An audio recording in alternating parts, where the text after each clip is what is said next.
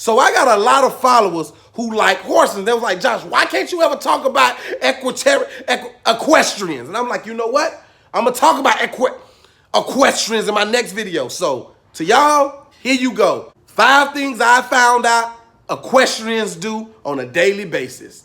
5. I can't pronounce the name. Equestrian? Number 1, they work outside like all day. You mean to tell me I gotta go outside and be outside all day with horses? I can't go inside? Not saying I can't go inside, but outside is where I'm gonna be. You clock in to work, I clock outside to work. You're not allowed to have no off day if you're working with horses outside. A horse might jump mule, kick you right in the side of your head, knock you one country. Josh, it's hot outside today. Who cares? Go outside. But it's raining outside today. Who cares? Go outside. But Josh, it ain't even no outside. The world ended yesterday. Who cares? Go outside. The job of an equestrian sounds difficult, frustrating, and tiresome. Number 2, those in charge of the barn sometimes gotta massage the horse. What?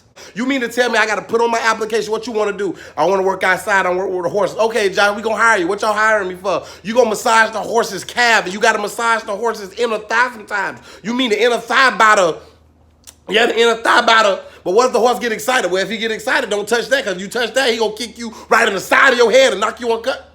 If you think you have a job that makes you wanna go,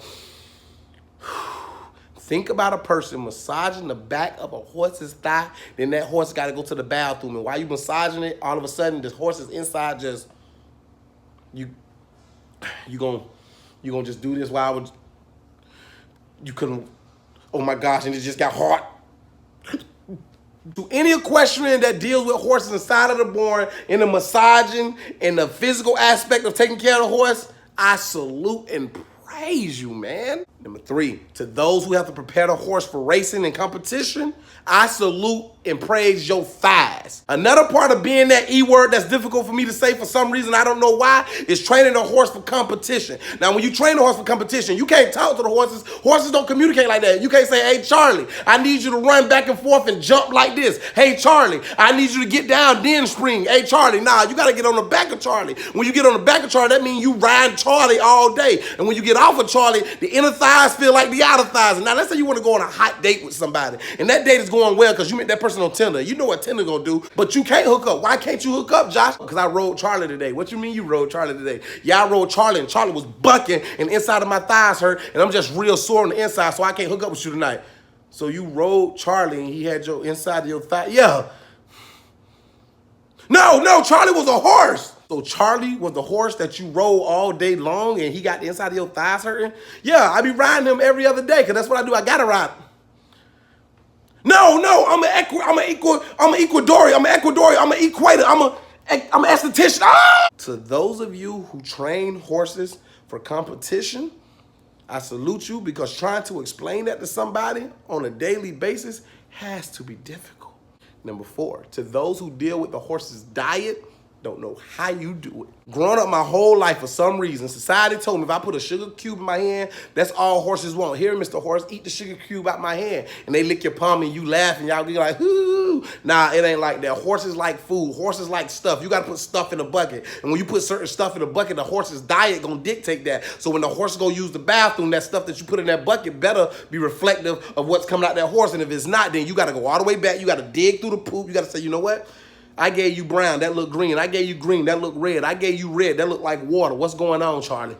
You watch these movies and we see these horses running on the side of the road. We never stop to think that horse can be vegan, that horse can be vegetarian. That horse has a strict diet that he must maintain in order for that horse to perform the task that he performs. The horse's diet must reflect that activity, and somebody has to take care of that.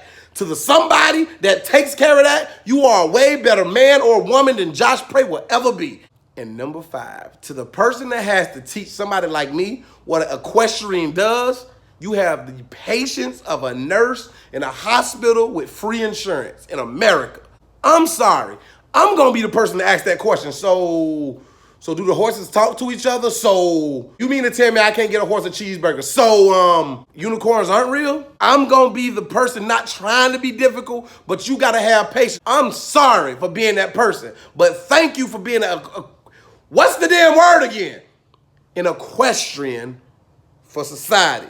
I appreciate you.